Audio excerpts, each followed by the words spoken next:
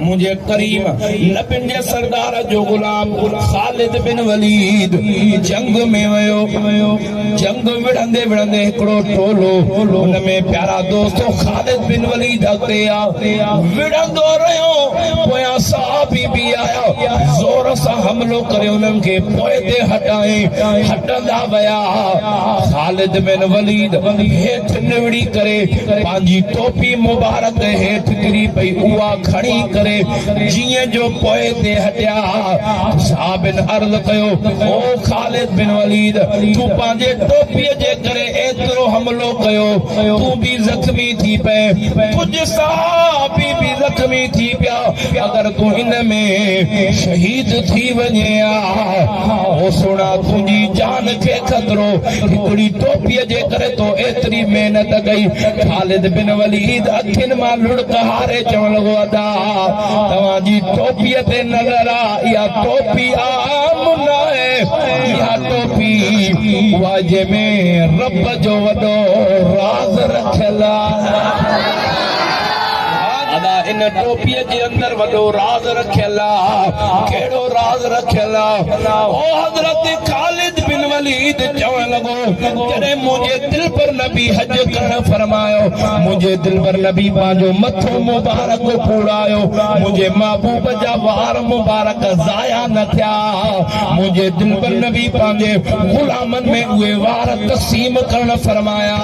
मुंहिंजे महबूब जा गुलाम खालिद बिन वलीद चवण लॻो ओ अबा उन मां हिकु वार मां खालिद बिन वलीद खे बि मिलियो। उहो वार इन टोपीअ जे अंदर सिलाई करे छॾियो जेकी अल्लाह ताला मूंखे फतह अता फरमाईंदो आहे इहा टोपी पाईंदो आहियां।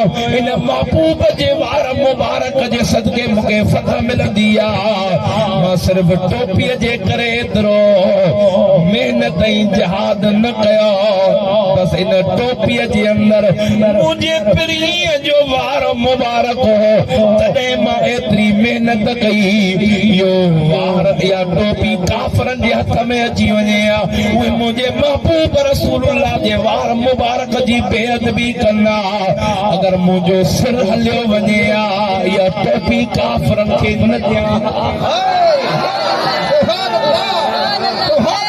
जिसे मिल गया कमली वाले का दाम उसे तो जहां का खजाना मिला। अहिड़ो खजानो कंहिंखे मिलणो ई न आहे जंहिंजे सीने में मुंहिंजे मुस्तफ़ा जे मुहबत जो खजानो हुजे। ये दुनिया जो मिल्कतूं दुनिया जी दौलत अमीरी इहा त चंद प्यारा दोस्तो ॾींहंनि जे लाइ पर उनखे मुबारक आहे जंहिंखे मुस्तफ़ा जे मुहबत जी अमीरी मिली आहे उहा अमीरी उनखे हिते बि मुबारक आहे त ख़बर में त ॾिसो न मुंहिंजे करीम नबिन जे सरदार जो गुलाम खालिद बिन वलीद जंग में वयो। जंग विढ़ंदे विढ़ंदे हिकिड़ो टोलो उन में प्यारा दोस्तो खालिद बिन वलीद अॻिते आ विढ़ंदो रहियो। पोयां सहाबी बि आया ज़ोर सां हमलो करे उन्हनि खे पोइ ते हटाए हटंदा विया। खालिद बिन वलीद हेठि निवड़ी करे पंहिंजी टोपी मुबारक हेठि किरी पई उहा खणी करे जीअं जो पोइ ते हटिया।